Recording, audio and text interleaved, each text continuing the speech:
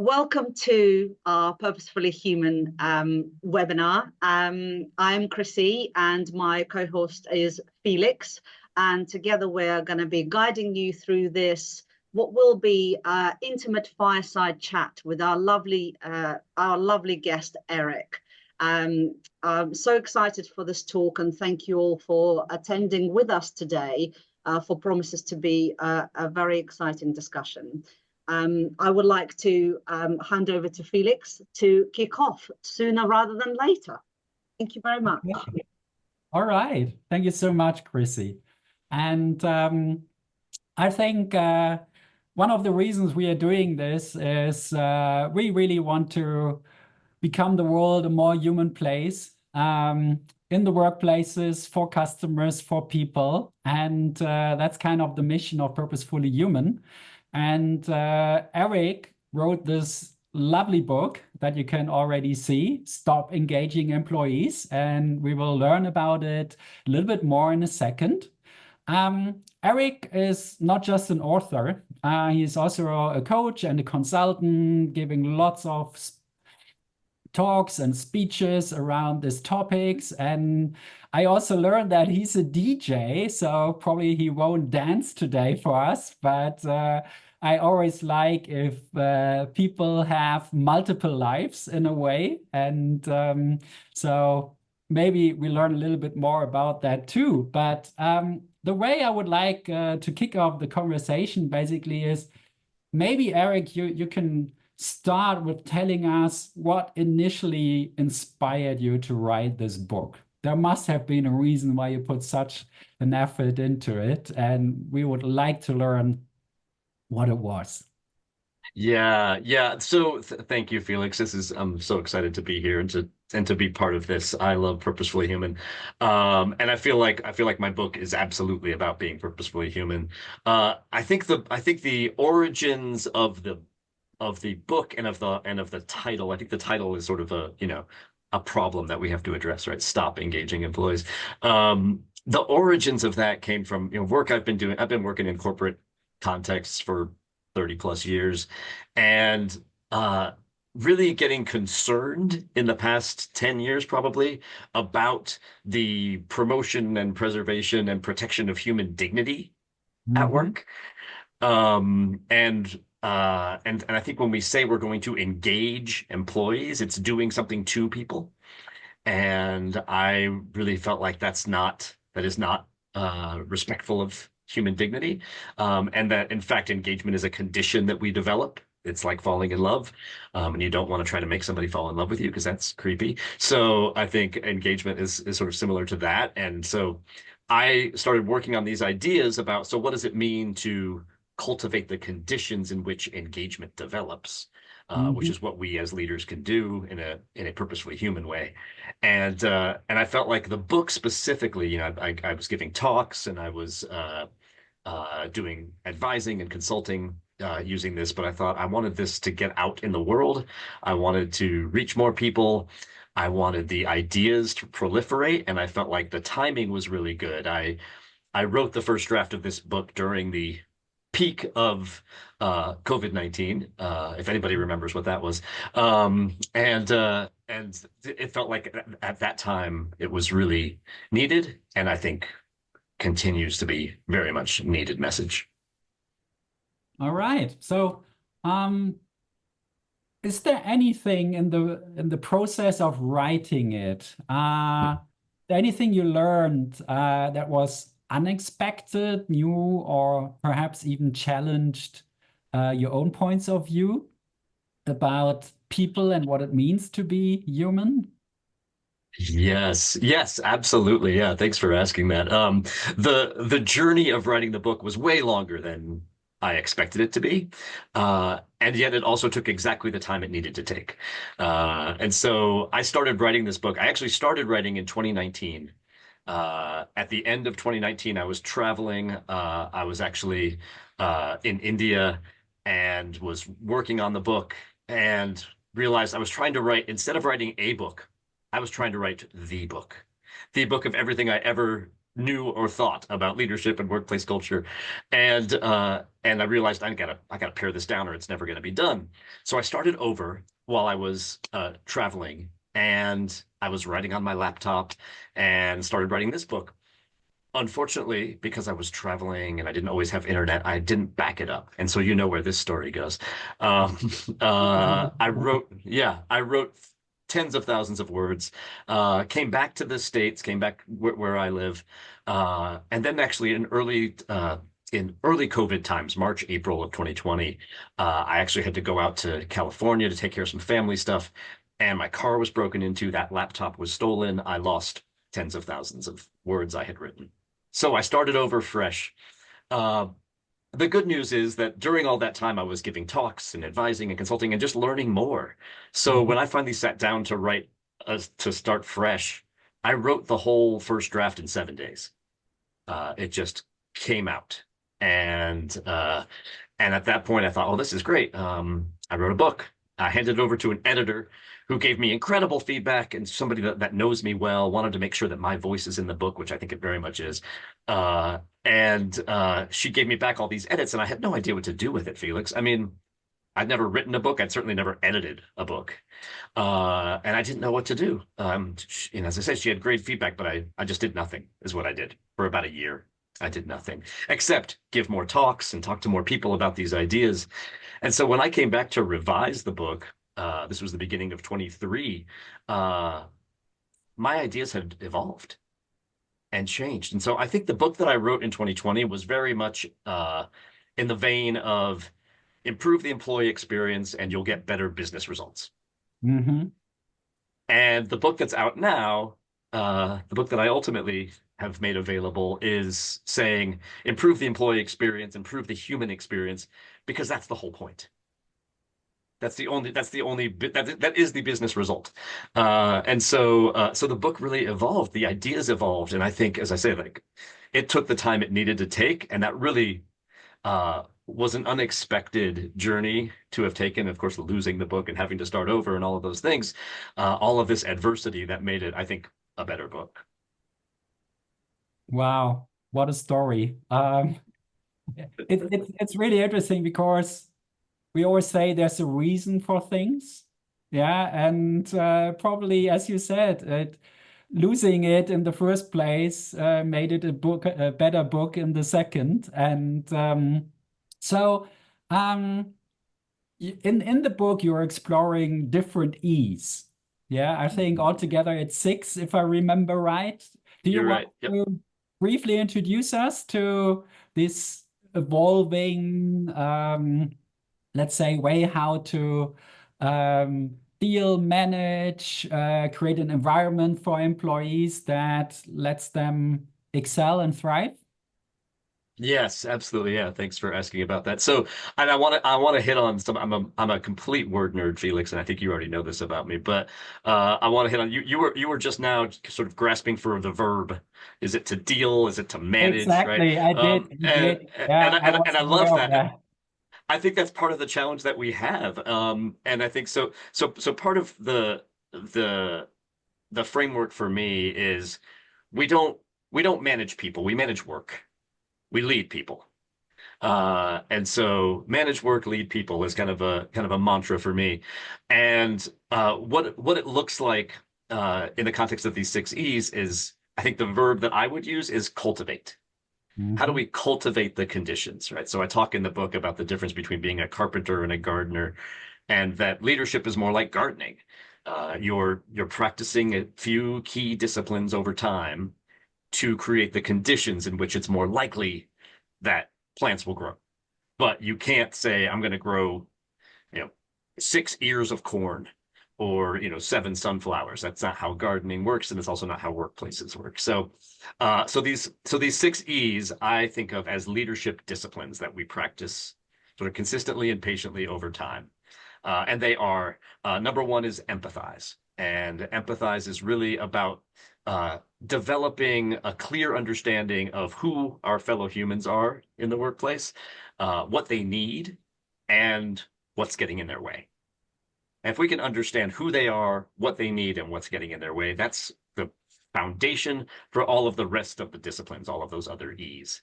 The second E is encourage, and it's about encouraging our fellow humans to get involved in doing meaningful work, in pursuing the most important opportunities, solving the biggest problems, or just making the workplace more human.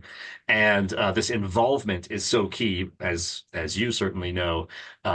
When we try to do things to people, we don't tend to like it so much. Peter Senge, I always loved his quote that says, people don't resist change, we resist being changed. And so encourage is about involving people rather than trying to change them. The third discipline, the third E, is educate. And it's not about teaching. It's not about instruction or delivering knowledge. It's about co-creating knowledge about what's most important to our organization, why that's important right now, and how each of us contributes. And so that's about cultivating these conversations that happen across an organization to develop a shared understanding, not to memorize a mission statement, but for each of us to kind of construct our own meaning. So that's the third discipline. And now we're halfway through, and the E's start to shift, and we start to sort of take action on these three things that we've done. So the fourth E is enable. And that's about making sure that our fellow humans have what they need to be successful. That's knowledge, that's skills, tools, resources. Year after year and different kinds of surveys on employee experience, something like more than 20% of people do not feel like they have just the basics that they need to do their jobs. So enable really calls us to say, let's make sure people are equipped. One of the things that I always say is organizations love to raise the bar on performance. Every year, we're going to raise the bar.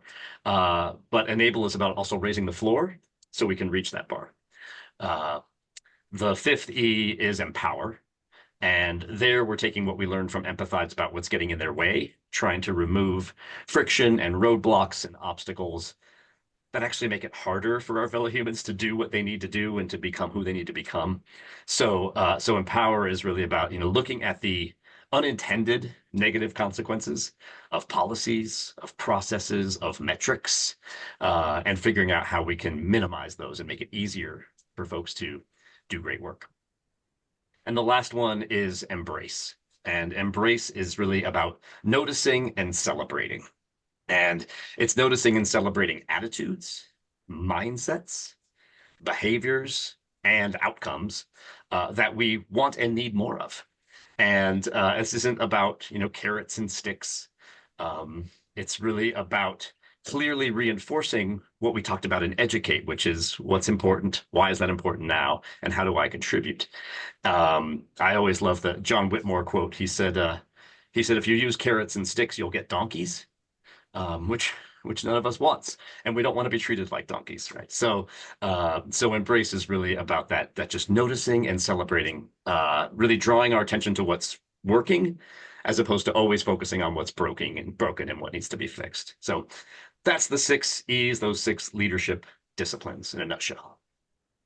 I think it's really great. It's so easy to remember, and at the same time, I think there's a flow and a process embedded in them. And also from my experience,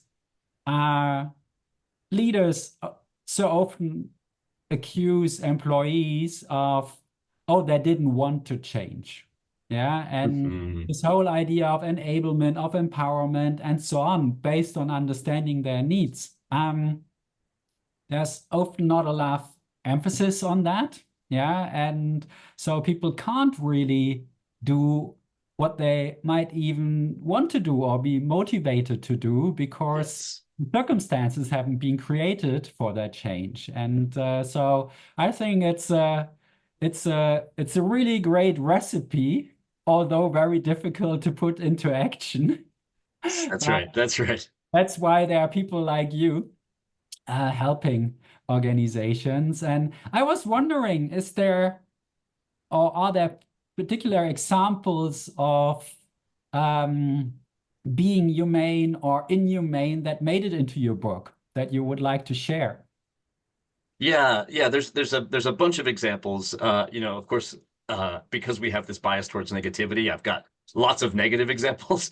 But I do want to just take one positive example. And I think because a lot of folks have come to Purposefully Human, many of them from the customer experience world, I always like to sort of tie it to that world for folks. And one of my favorite stories that really illustrates a number of those disciplines comes from an African company called MultiChoice. They operate in 17 countries throughout the continent, providing internet and TV service. Mm-hmm. And they were many years ago. This story was shared by Clint Payne, who I just like to shout out because he's an amazing leader.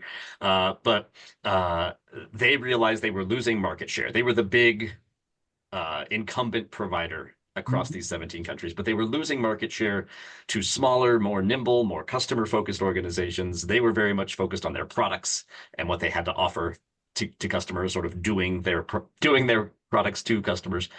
And they realized that they needed to get more customer-centric. And we've seen this a gazillion times, right? An organization decides it wants to be more customer-centric, so they send employees to training and they have a whole internal communications campaign and they do all these things to try to change people. And instead, what MultiChoice did was they started a program that they called #99, or it was 99 problems. And what they did was they identified through their customer insights, through complaints, through conversations with employees, their top 99 problems related to customer experience. And rather than the typical approach, which is let's take a bunch of really key leaders and put them in a room and have them solve all those problems, and then come out and try to make employees do things differently, they asked their entire 3,000 employee base and said, help us solve these problems. What do you got? And what I love about it is they didn't offer any prizes or rewards or bribes, as I like to call them, up front. It was just the invitation to get involved. Tell us what your ideas are. You talk to customers all day. How should we solve these problems, right? So it's a beautiful example. Now, as things went on, more than 30% of their employee base got involved in this, which is a huge number, actually. They submitted ideas. They got involved in implementing those ideas. And within a year, they had addressed 100 problems, not just 99, but 100 problems. And so I love that they did this without having to sort of incentivize, as we like to say. But instead, the incentive was doing meaningful work, being invited into the process. And they realized that people didn't need to be taught how to be customer-centric. People didn't need to be told what to do. They didn't need to be trained. What they needed was to be invited into the process. So anyway, I just have admired that story since I first heard it in 2018, and I share it with as many people as I can. Yeah. I think it's also a great example, basically, of at least part of the 6 E's, right?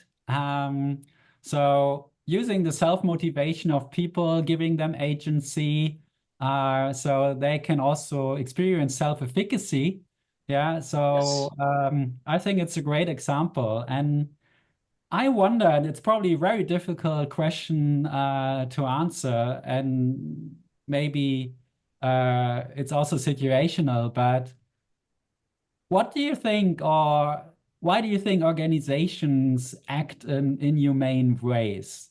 Is it neglect? Is it deliberate? Why is that happening in the first place, according to your experience? Yeah, from my experience, I don't think I don't think people in organizations set out to dehumanize their fellow humans. I don't think that that's what we do. I think it comes through a number of structures that we've put in place. I think it also comes through the metaphors and the language that we use. So we use a lot of machine-like metaphors to talk about organizations, right? So we start to think in these mechanistic terms of pulling levers and getting results, where, as we know, humans are far more complex than that. We're not coin operated. And so I think using the metaphors that we use, using the terms like human resources and human capital, and even putting people into boxes like employee or workforce or labor or whatever those words are, we start to dehumanize ourselves in some ways. So I think it starts with kind of those metaphors and words that we use, and then I think there are structural things that we've put in place that cause us to really prize these mechanistic approaches. I have a background in Six Sigma, right? For example, right? I worked for GE for a bunch of years, and Six Sigma is all about data-based problem solving, which I am a fan of. I absolutely believe in it. And we have to recognize that behind all that data are humans. And I think we don't always look at it that way. We look at how can we change this data? How can we get different outcomes from this data? And we don't realize that it ultimately comes down to our fellow humans, us doing things. And I think that we've lost that in all of our passion for data.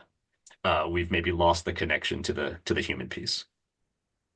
I love that you used the word "and." It's my favorite word of 2024. A lot of people would have said, but we need to recognize they are humans. And I love this "and" because I think it's so important. Yeah, especially Yes. in today's world where we separate and separate more through or for a bunch of different reasons. And Yes. I was wondering, I think you were talking about it already in the beginning, but how can we help organizations recognize that being human is not just nice to do, but actually enhances their performance? What are the barriers for that? Because probably in theory, a lot of leaders and C-suite and so on would kind of agree to it, and maybe more than kind of whitewashing or whatever the right term is here. Yeah. I think as humans, we sense it's the case, but it still feels like a lot of organizations need help in this. And is there any secret source, any magic trick you can share from your experience? Yeah, I think, I mean, and I will say I just had a reaction to the word trick, right? It's Of that course. and I know exactly what you mean. But I always like to point these things out that we do use language that gets us into these choices. But I think the problem is, and this is an and, as you point out, Felix, which I love. We tend to think, a lot of leaders at least tend to think of, do we get financial results or do we take care of humans? As if those are in conflict, right? We set those up as competing values, and they're not. I always like to say that the whole purpose of organizations is to serve humans and not the other way around. Right? We do not exist to serve organizations. We created organizations to help us.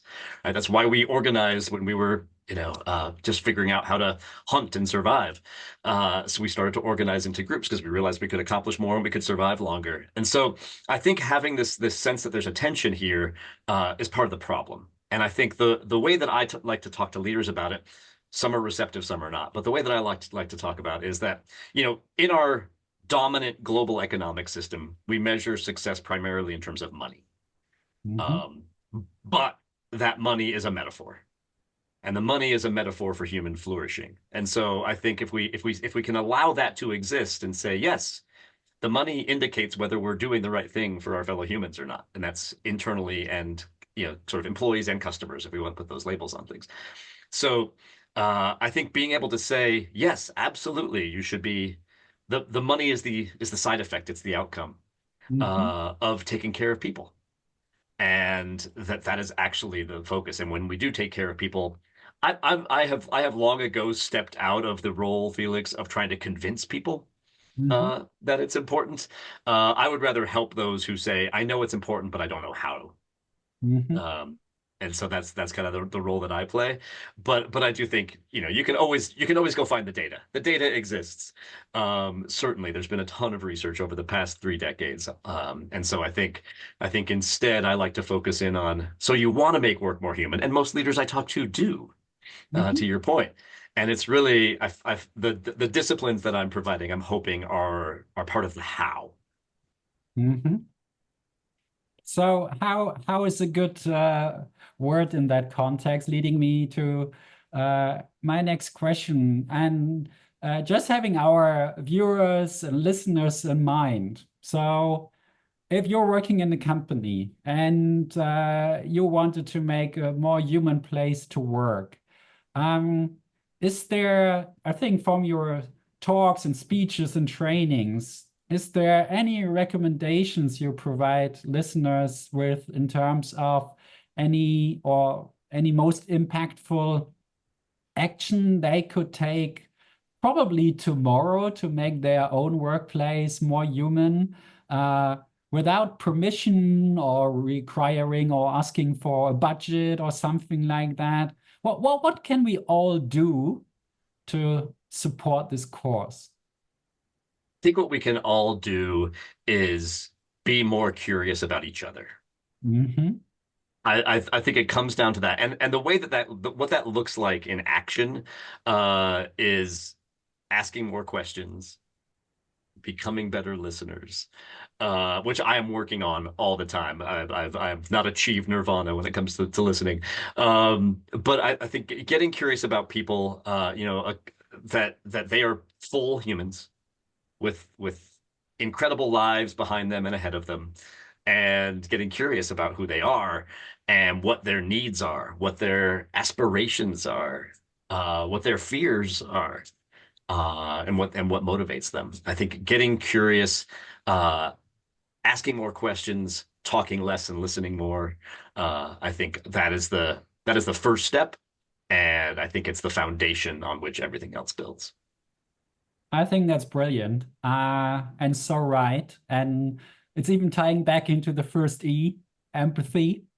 Yeah, That's right. so not Yeah. just from a leadership organizational point of view in terms of what the so-called employees need, but also on a human-to-human basis. Yeah, be That's right. curious about each other, and yeah, not getting yourself drawn in assumptions about what you think other people think and so on.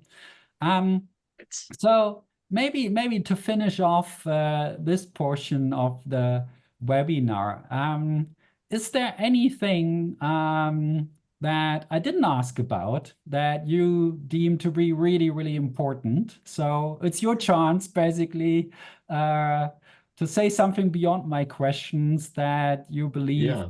really important in terms of your agenda, your mission, and what you want to achieve.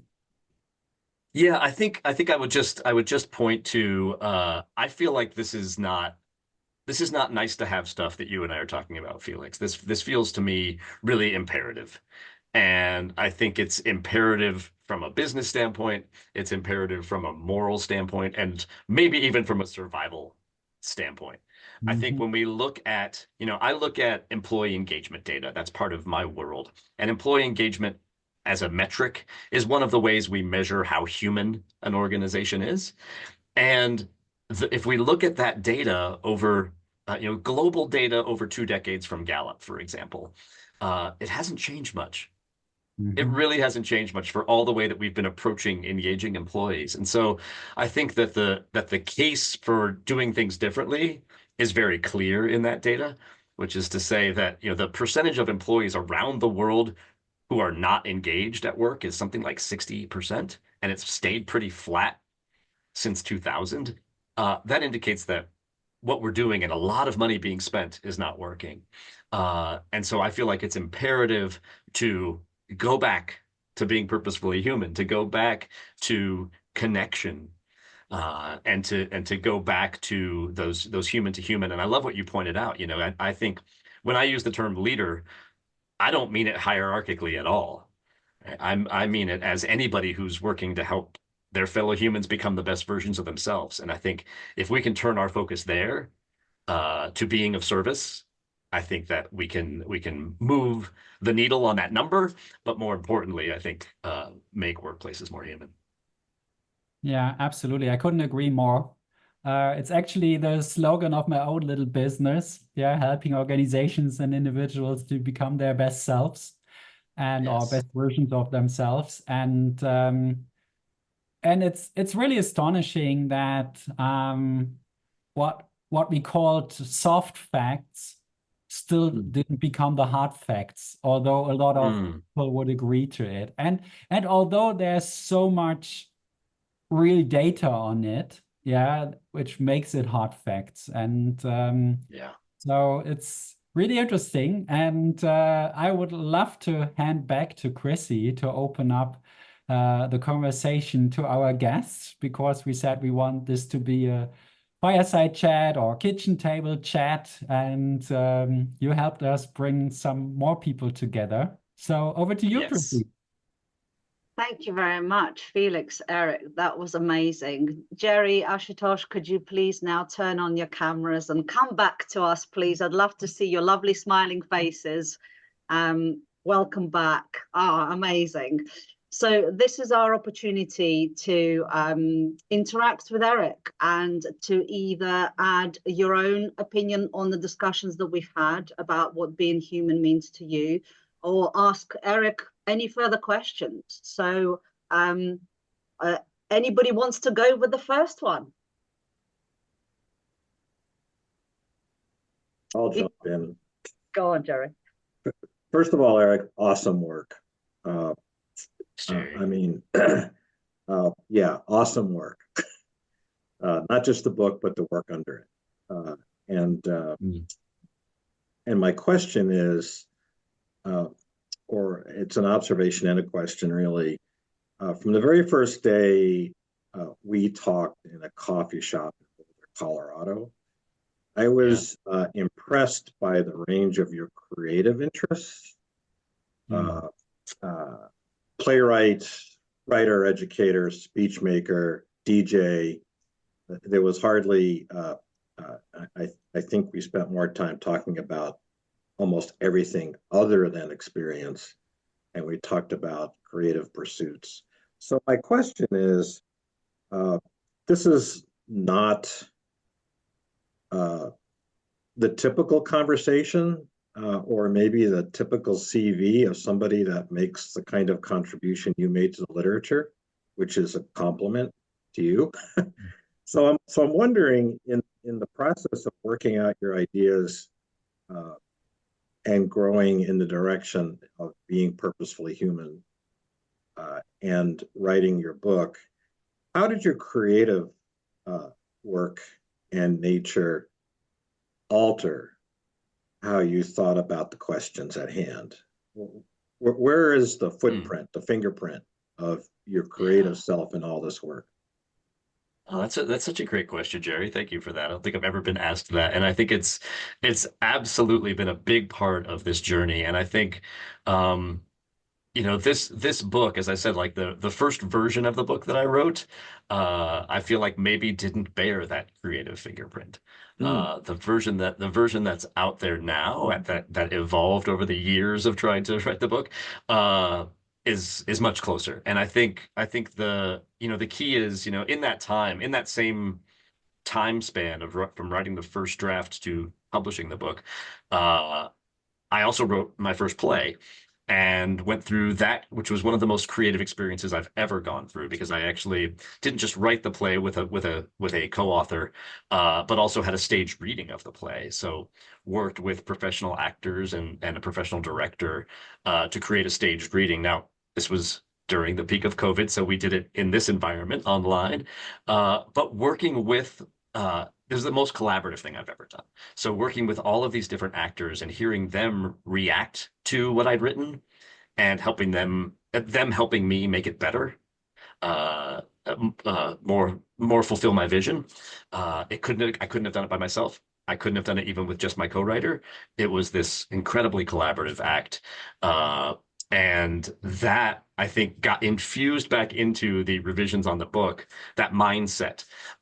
So I talked to a whole lot more people as I was revising the book, trying to add in not just Eric's thoughts, but what was happening in the world, and also to present it in a way that didn't read like your average business book. I think to speak in my language. My editor was really great for this. Some of her notes, which I alluded to talking to Felix, some of her notes were, "Where is Eryc?" In some of the passages of the book, and that was her way of saying, "You slipped into a generic voice. Bring your voice back," and that was so powerful. Just as a reminder to keep bringing myself back. And I would say the last thing about that I'll say is, if you look at the illustration on the cover here, all of the illustrations in the book look like this.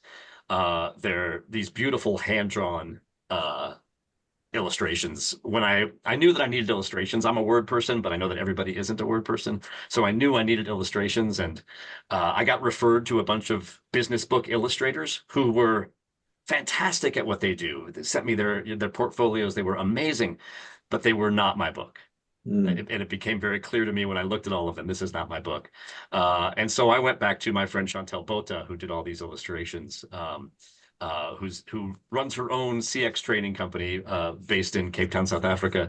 But she's not an illustrator. But I said, would you be willing to do these hand-drawn illustrations? Because I'd seen them before. And so that was a part of that bringing art and creativity into this process and into the message was having those very human illustrations. I was wondering if sorry to interrupt, Jerry. I just want to literally launch onto what Eryc just said with regards to the word infused. I find it so fascinating that actually your description of your journey in writing the book, the fact that you wrote one version, then lost it, then wrote another one, had editor insights, and eventually through all of that, you were benefiting from teaching, interacting, speaking, and basically infusing yourself with knowledge and influence of others. And yet again, now you reference this version of you that was being infused. And I can picture it happening, the sensual tea that I can almost taste you growing in this journey. My question, I suppose, on the back of this is that in your book, you talk about generations in the workplace. And I'm of a set generation. And you also, in your interview with Felix, mentioned that we cultivate our employees like we're in this one soil. But like the generations in the workplace, we come from very different generations, different backgrounds. We all need different soil and different environment. So what is your version of how we infuse our workplace and grow and basically nurture each other in this environment when possibly we weren't meant to grow together, but find ourselves in this soil together? That's beautiful, Krissie. I love the way you asked that. I don't know that I have an answer. I definitely have thoughts on that, and I think there's a couple of things. I think the last bit that you said is really important, which is that there are times when we find ourselves in the wrong garden. We can absolutely be a plant that is not meant to grow in this garden, and obviously my metaphor sort of falls apart because plants can't up and walk away. But you get my meaning, which is that I think there is in organizations this view that that people for some disengaging or leaving an organization is a bad negative outcome, and it's just not so. It's just not so. If an organization has a very clear purpose to it, that purpose is not going to resonate with everyone. And I think that allowing that to be an equally human-centric outcome, to say, yeah, this place is not for me, this garden is not for me, I'm taking myself to another garden. I think that's something that we really need to embrace as a valid outcome and not as something to be ashamed of. But I do think it comes down to, and I think generations are just an example of the ways in which we put people into buckets or affinitize them, and they're useful shortcuts. But like a lot of shortcuts, they are also wrong, like largely wrong, right? Useful and wrong. And so I think if we don't get to the individual needs, aspirations, fears, motivations, we're not going to get very far together. And I think we run the risk of summarizing humans too much, summarizing our fellow humans too much. We could say this group of people on my screen right now are all like this, and it's the differences that actually matter. It's the ways in which you are distinct that really matter to your fulfillment. And so I think that's the path forward, at least, if not an answer to your question, Krissie. I love that. Such a good answer. Ashutosh, I Thanks. saw you nodding furiously as Eryc was speaking. I want you to speak to this Yeah. discussion as well. Surely, surely, Krissie, and I'm nodding so profusely because I love hearing Eryc speak. He, as he's mentioned earlier as well, that he chooses his words carefully. He's very particular about using a specific word for a specific reason. So therefore, I'm very attentive in terms of why he's using which word and for what reason. So I definitely have a question here, and I'll use your cover image to place it right, Eryc, and I'll also connect it to the question that Felix had, and he asked you the right question there, which is, when I see your cover image, and I might be completely wrong here, Eryc, but I sense a post-apocalyptic imagery of sorts, where somehow the nature finds its way and it grows, no matter what obstacles it comes across, no matter what constraints it comes across, and somehow I feel that it connects to the answer you gave to Felix's question, that you don't get into answering the why, you just help with the hows. Was this a thought in your mind when you worked with the illustration, or even when you conceptualize this book, or when you work on these things, wherein you say that the whys will be answered by the right leaders in the right organization, all that they would need is the how? Because ultimately all of us are humans. The humanness will come out one way or the other. And when it does, you just want the right tools to be available to the right people so that they make the best use of it. Was this the intent? Was this intentional? That's the question. That's a great question, Ashutosh. I love that. And the answer is yes, absolutely. But I'll say a little more about that, which is I think gosh, there's so much I wanna bring into this, but I think the stop sign, it obviously refers to the stop engaging employees, which is an intentionally provocative title, right? Obviously, but I think the stop sign also represents rules and expectations, and I think we all operate under rules and expectations, or our society would not work, and we all behave in the ways that we believe we're expected to behave, barring a handful of maybe sociopaths. We tend to behave in the way we think we're expected to behave.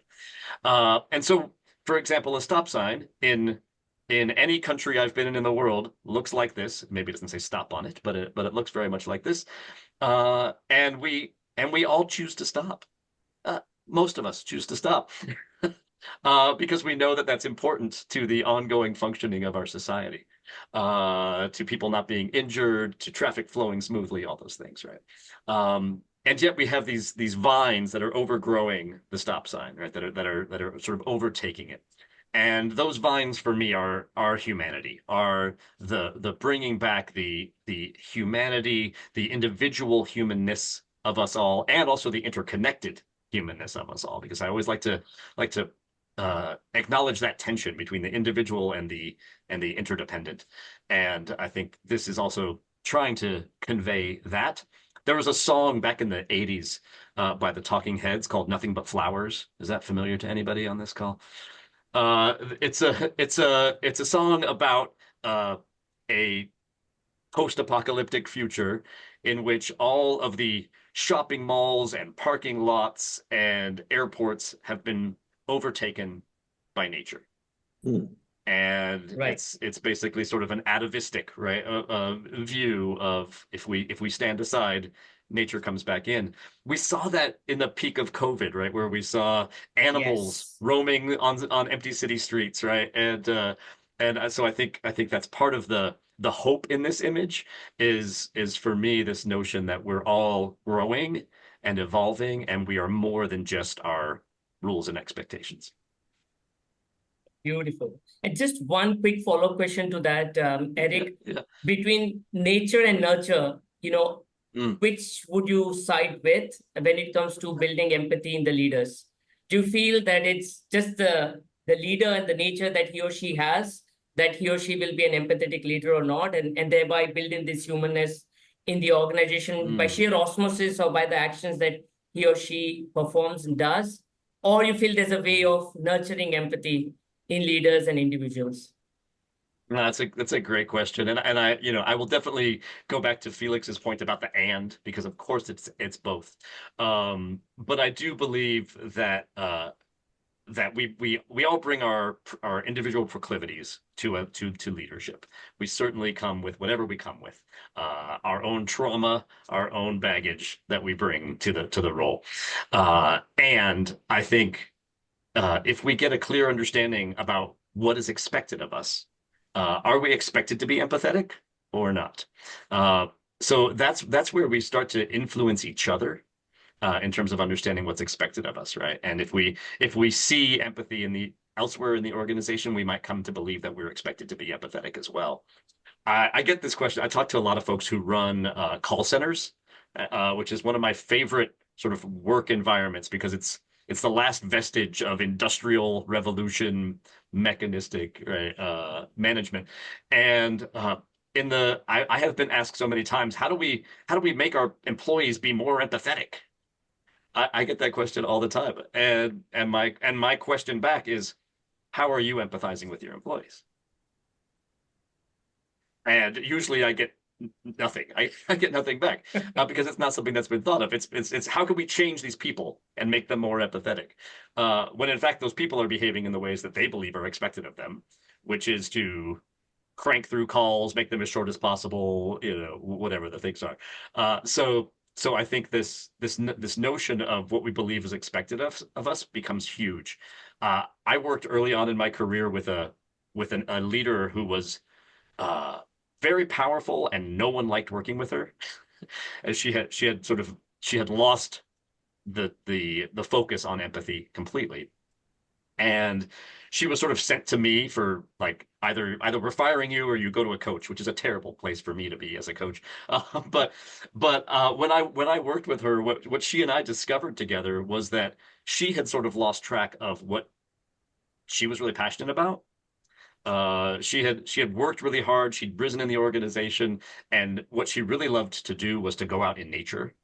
And she had these boats and these jet skis and all these things, and she never had the time to use them.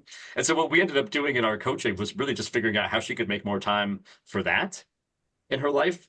And then the feedback I got from her boss, who had sent her to me, as punishment, essentially, said, "Oh my gosh, she's a pleasure to work with. What's happened? What did you do? I didn't do anything." She just got back in touch with what really mattered to her, and I think that's a piece that is sometimes missing for some leaders. So amazing, Eryc. That's really insightful. And I especially love the fact that the phrase you said about when we step out of the nature's way, it kind of takes up that space. And perhaps in that example of that particular lady that you were working with, you just showed her the route back to self-discovery, and she stepped back into herself almost. It was a beautiful example, and nicely made. So we have about 5 minutes left, and the time's just flown by. And I was wondering if anybody would like to step in with the last question. Jerry, I knew you'd be up to the mark. Go on. Yeah, first of all, I think we should all be grateful that I stole your laptop.